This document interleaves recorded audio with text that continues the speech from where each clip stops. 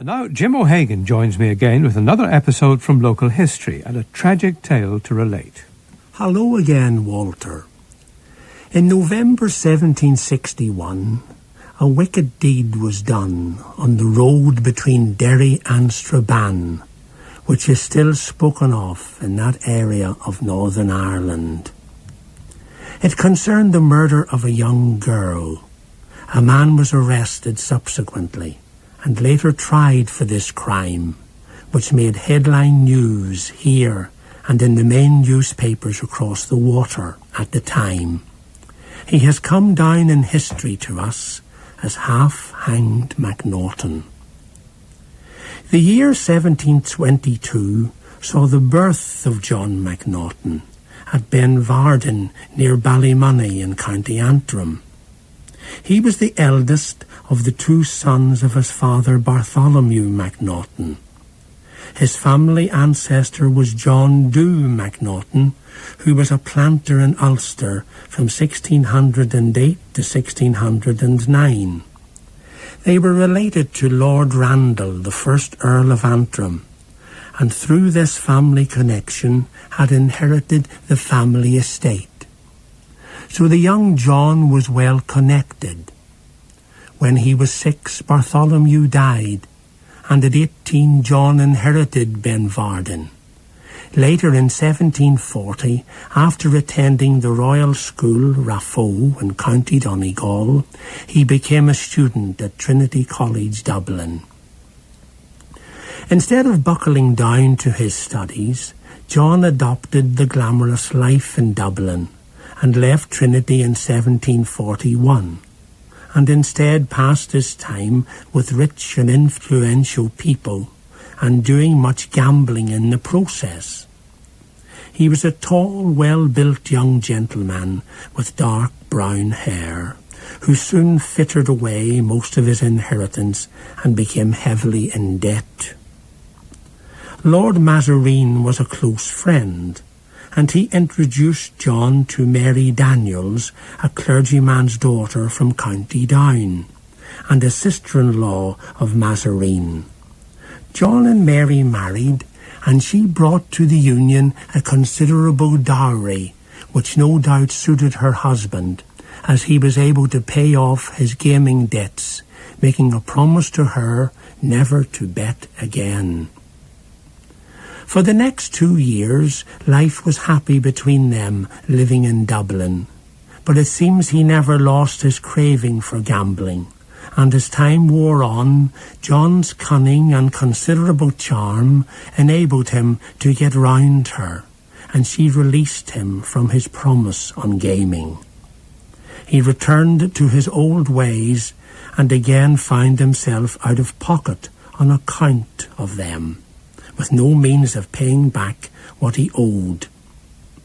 He suffered physically for being a debtor, as one evening in 1756, upon returning home, he was badly beaten by 2 men to whom he owed money. They wielded sticks and swords and tried to force him to part with valuables from his house in repayment. Apparently, Walter, his wife Mary, witnessed the attack. She was pregnant at the time with her first child.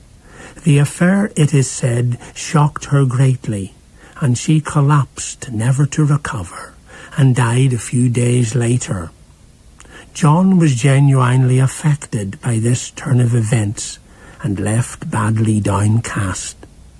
However, his friends, especially Lord Mazarine, were of great support. Mazarine, to lift him out of despondency, got him a job as a tax collector in Coleraine, and for a time at least, John's life settled, and he also became involved with politics. However, his gambling urges again got the better of him. He stole some of the tax money he had collected, lost his job, and left his friends to bail him out with the authorities, thus showing his general unreliability. Around about this time, John was introduced at a political meeting to Andrew Knox, an introduction which would ultimately cost him his life. Andrew Knox was the MP for Donegal in the old Irish Parliament in Dublin before the Act of Union, and lived at Prehen House outside the city of Derry. The two men became good friends, and John had a standing invitation to visit Prehen any time he was in the vicinity. Soon after, John was in Derry City, and after losing heavily at a gambling session, a session, incidentally, where it is said he lost ownership of Benvarden House on the turn of a card to a man called James Nesbitt, he found himself needing a bed for the night. So he and his servant, a man by name Dunlap, duly turned up at Prehen House, where they were welcomed by Knox and his wife. They introduced John to their 15-year-old daughter, Mary Ann. Mc Naughton immediately took to her, though he must have been over 20 years older than she. Over the next few months, John was to return to the Knox house on a regular basis, and began to woo young Mary Ann with a view to marriage. One day, whilst out walking with her, he asked her to marry him, but she replied that her father's consent would be needed before any engagement. John took this as encouragement, and at an early opportunity asked Knox for his daughter's hand. Despite liking John, Knox refused on the grounds that Mary Ann was too young, and anyway there was too big an age gap between the pair. John, it would appear, accepted this, and the two men remained friends. John continued with his idea of marrying Mary Ann and the dowry that would come with her, and so it is said he told her that her father had consented, but only when she would come of age. They had continued to meet and pursue their relationship with the connivance of some of the servants of the Knox household, who carried letters between the pair to an appointed tree in the grounds of her house.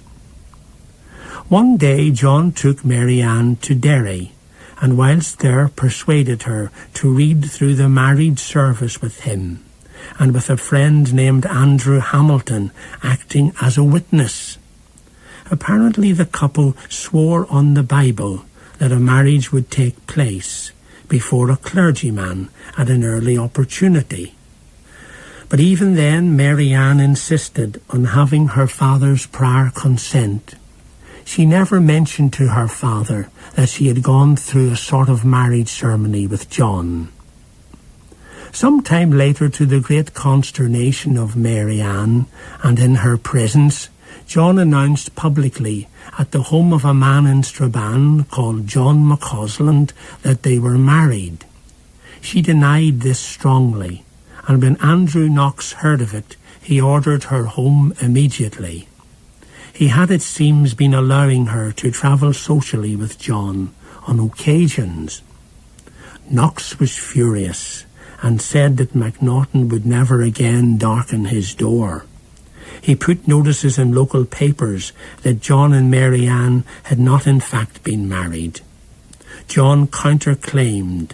The matter went to court, and John lost his case, owing Knox £500 damages in the process, a considerable sum for those days.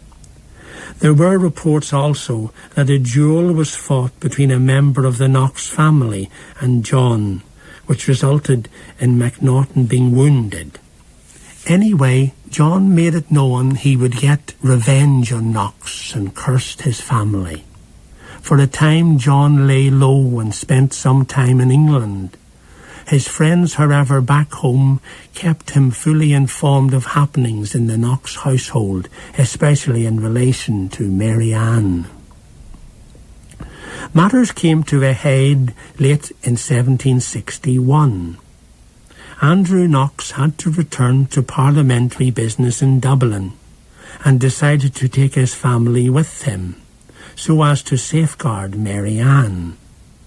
Mc Naughton's friends, and it must be said he had quite a few, for in his own way he was a popular man, told him of these plans, and so he began to make a plan to kidnap the girl on the family journey. 3 men, John Dunlap, James McCarroll, and George MacDougall, helped him directly with his plan. The plan was to waylay Knox's carriage on its journey to Dublin. They chose a spot in the woods on the road between Clough and Ballymagorry on the Derry side of Strabane. On the 10th of November in the morning, the Knox family set off. To offset trouble, and as extra security, Andrew Knox asked his brother and son George, together with 2 servants, to ride ahead of the carriage, in fact to be about a half a mile ahead. The night before, Mc Naughton and his accomplices had stayed in a house at Burndennet off the Derry road, owned by a Mr. Irwin. Mc Naughton and company saw in the morning mist and fog the 4 riders coming along the road as they hid in the woods. They allowed this quartet to pass unmolested. After some minutes, the Knox carriage came near. Mary Ann was in it with her parents and a lady servant. Bringing up the rear of the party and carrying pistols were 2 further servants, David McCulloch and a namesake of yours, Walter, a James Love. As the carriage drew level with Mc Naughton and his men, John jumped out and, brandishing 2 pistols, ordered the coach to stop. The servant McCulloch, attempting in defence to fire a pistol, was wounded in reply and fell off his horse. What happened next, Walter, constituted the main tragedy of the story for Mc Naughton. He fired both pistols at the carriage door to prevent, as he said later, Knox firing at him. However, in the action of this, Mary Ann had thrown herself across her father and was badly wounded as a result, being shot in the side. James Love, the other servant riding behind, wounded Mc Naughton, and the assailants retreated into the woods. The party brought Mary Ann into an empty cabin nearby, but despite the attentions of a doctor summoned from Strabane, she died a few hours later. News of the dastardly deed spread, and very soon the hunt was on for Mc Naughton and company, with the reward put up of £100 for him being caught. There are several stories of where John hid. One story had him captured after being on the run for 6 weeks near the Antrim coast and attempting to go to Scotland. However, it is now claimed he was taken much nearer the scene of the crime. Being wounded, he and his companions split up, and he took shelter in a hayloft at Sandville, barely a mile from the ambush. The owner of the property watched a servant taking food to a barn of the house and let the authorities know. Mc Naughton was taken into custody and placed in Lifford jail after a skirmish at the scene, where some shots were exchanged. Some time later, Dunlap was also taken in at Benvarden. The fate of the others involved is not recorded. The trial of the men was scheduled for December the 7th, 1761, but was postponed for 4 days to allow Mc Naughton to muster a proper defence. In the event, he defended himself. When the trial did proceed, and alleged that he was only trying to kidnap his wife, and that no intentional harm was intended in the process. Witnesses for the prosecution, however, countered by stating that they had heard him swearing revenge against Andrew Knox and his family.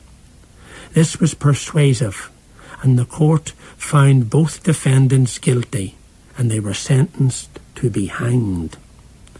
Now, Walter, Mc Naughton had been popular, as I've said, around the countryside, and the authorities could not find anyone to build the gallows, so the Knox family had to erect it themselves.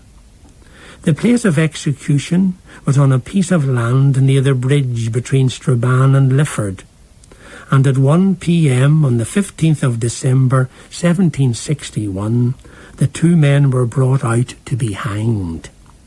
The hangman was brought from County Cavan. No one in the vicinity could be found to do it, and the chains were removed from Mc Naughton's hands and feet to enable him to mount the scaffold, which he did calmly. After the noose was placed around his neck, the act of hanging took place without him uttering any last words. The crowd saw him falling, as they thought, to his death. But on his descent, and to gasps of astonishment from the onlookers, the rope broke, and he fell to the ground relatively unharmed. The crowd took this as an omen of his innocence, and made a way for him to escape. But to their great surprise, he got up and mounted the scaffold again. On top of the scaffold, he spoke to the people gathered, and said he would rather die and be known as half-hanged Mc Naughton for the rest of his life. And so he put a new rope which had been provided around his neck and jumped. This time there was no mistake, and he fell to the ground dead. Dunlap was hanged after him. The bodies of the guilty men were buried in the graveyard at Church Street, Strabane, and Mary Ann was interred in the family plot at Rathmullen, County Donegal. The carriage used on the fateful journey can be seen today in the Tower Museum in Derry. Thus ends the story of John Mc Naughton and poor innocent Mary Ann. Down the years, some have cast Mc Naughton as a sort of romantic hero, thwarted in love. But for many more, he is rightly seen as a rogue and a scoundrel. A few months ago, I visited Prehane House and spoke with a Mrs. Peck, whose family now own the place, and who were related to the late actor Gregory Peck and to Sir John Peck, a former British ambassador to Ireland in fairly recent years. In the impressive and spacious hall of the house, she received me after some hesitation with courtesy, and showed me some of the old family records of the Knox family. However, she stated she did not want to speak further on the subject, saying it was better to draw a veil across this sad episode in Derry history, as so many in the past have distorted the story. I hope today to have given an honest account of a story in which a man denied the hand of a young woman, decided that if he couldn't have it, no one else would. As you have heard, his selfish actions had disastrous consequences, and despite his fears on the scaffold, he is known today as half-hanged Mc Naughton. Jim O'Hagan with another fascinating story from the past. And now this is the music of Janet Harbison.